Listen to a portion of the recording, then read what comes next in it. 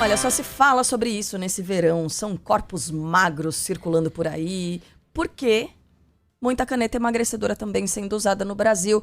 A gente vem falando aqui na programação da Band News FM sobre essas canetas que originalmente eram usadas no tratamento de diabetes, mas se tornaram itens cada vez mais importados no Brasil, aí voltados para o emagrecimento. E a gente está aqui com a Isabela Mota, que nos conta como o hábito do uso das canetas está derrubando o número de realização de cirurgias bariátricas aqui no país, né, Isabela? Bom dia.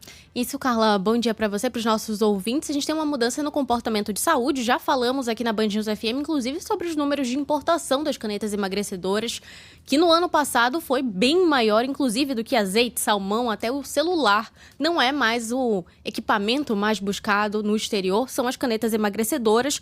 Foram 9 bilhões de reais em compras de medicamentos como Mounjaro e Ozempic. É um crescimento de 88% em relação ao ano anterior.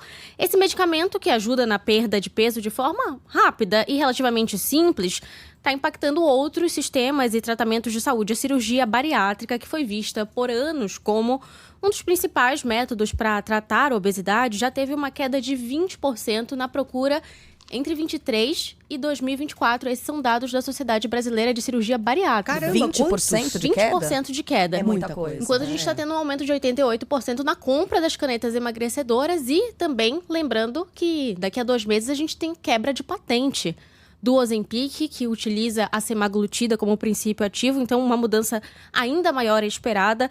A doutora Ana Karina Soares, especialista no sistema digestivo, diz que isso inclusive é sentido nos consultórios. Eu acho que a gente tem um boom de informação sobre obesidade como doença, e aí uma busca muito grande de pessoas com indicação e algumas pessoas sem indicação ao uso dessas medicações. Mas isso faz com que muitas pessoas que não buscassem tratamento comecem a buscar tratamento, e numa jornada de tratamento crônico, uma porcentagem dessas pessoas não terão boa resposta. Então, o que a gente espera é que depois vá voltar novamente a aumentar o número de cirurgias e até talvez aumentar ainda mais. Em alguns casos, esse tratamento pode envolver 2 métodos, tanto o medicamento da caneta emagrecedora como as cirurgias. Isso aconteceu com a influenciadora Ana Alvarez. Ela tem obesidade desde a infância, chegou a perder mais de 40 quilos com a bariátrica, teve um burnout e ganhou peso novamente.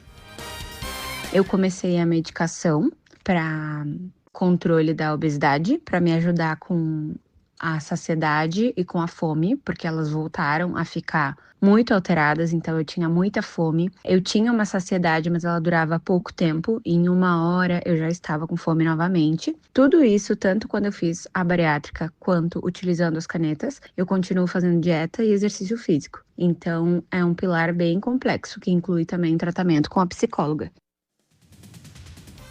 E uma mudança envolvendo a tecnologia, né? O pesquisador da Unicamp, especialista em metabologia, Dr. Bruno Gelonesi, explica que o sucesso dessas canetas está atrelado a um avanço dos remédios, o que a gente não via antigamente quando a gente falava ali de medicações para emagrecer. Normalmente elas estavam atreladas a danos à saúde. Eles produzem perdas de peso maiores. Tem benefícios além da perda de peso e independente da perda de peso. E o terceiro elemento, que comparando com os tratamentos mais antigos, eles não dão nem drogadição, problemas cardíacos e problemas psiquiátricos que aconteciam com as fórmulas, com os derivados de anfetamina. Então nós temos um quadro completamente diferente. Isso faz com que o espaço do tratamento clínico tenha se ampliado e feito com que a cirurgia passe a ter um novo posicionamento. Ela foi substituída para algumas situações. No caso do gerente comercial Haroldo Basílio, que passou 10 anos lidando com excesso de peso, a bariátrica foi a melhor solução encontrada. Começaram a vir as comorbidades, uma seguida da outra. Eu já estava com gastrite, esofagite, já estava com gordura no fígado, então somaram-se muitas coisas e além de tudo isso eu tinha muito forte a apneia do sono. A A gente tem também os dados do Sistema Único de Saúde de quantas foram as cirurgias bariátricas realizadas em 2025. Na verdade, entre janeiro e outubro, os números de final de ano estão sendo consolidados. Foram 11.500 cirurgias bariátricas. O número de procedimentos feitos por planos de saúde ainda não está disponível, mas a gente deve sim, pelo menos nesse ano, registrar mais uma queda.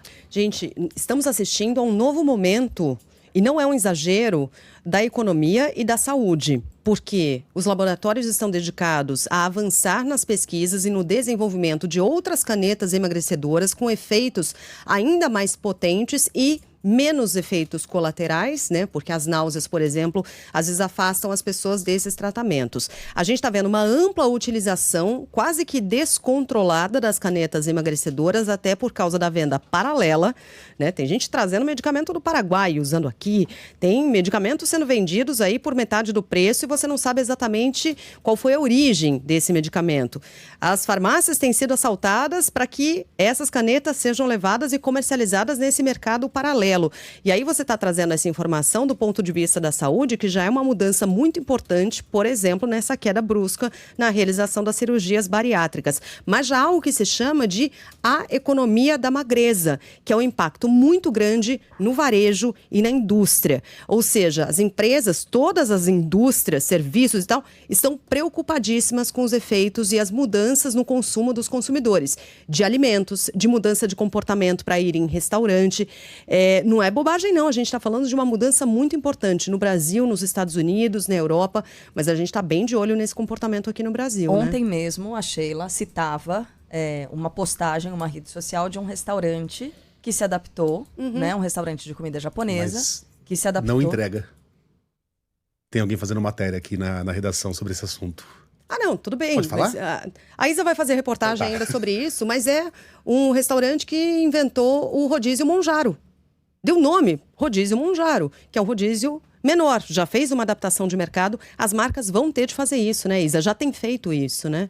E também a gente está falando de consumidores que têm uma mudança no padrão de consumo e no que estão consumindo. Essas pessoas que estão utilizando a caneta emagrecedora, elas têm um efeito colateral muito grande com produtos que são gordurosos, Isso. que têm uma alta taxa de açúcar. Então, também na produção desses alimentos, a gente pode ter um impacto, com certeza, nas gôndolas de supermercado. Queria, Isa, já que você está se aprofundando nesse tema, né? Tá fazendo desde a parte policial, dos roubos de canetas emagrecedoras, para onde é que vai para onde é que elas vão, também com relação ao funcionamento dessas canetas no nosso organismo. Como é que elas agem, né? Eu fiz uma busca aqui e, em geral, elas imitam hormônios intestinais e elas reduzem o apetite. A Sheila falou aqui sobre as náuseas, né? São parte de alguns dos efeitos colaterais, mas, enfim, elas reduzem o apetite, ainda assim, essas náuseas, e elas aumentam a sensação